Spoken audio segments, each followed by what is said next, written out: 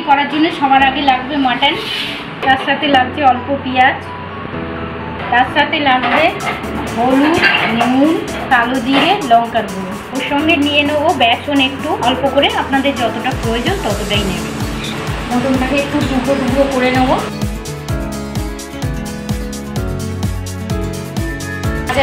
লঙ্কা কুচিটা দিয়ে দেবো, জল দিয়ে দেবো।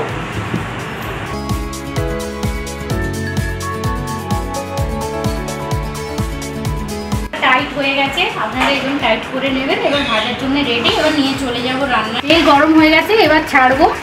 এই পকোড়ার সাইজে এক এক করে ছেড়ে দেবো।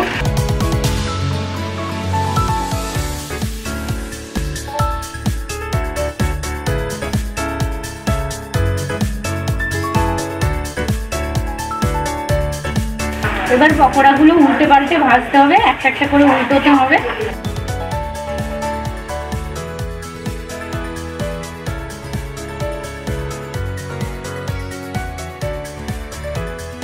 এগুলো হয়ে এসছে, লাল লাল করে উল্টে পাল্টে ভেজে নেবেন। আমিও ভেজে নিয়েছি।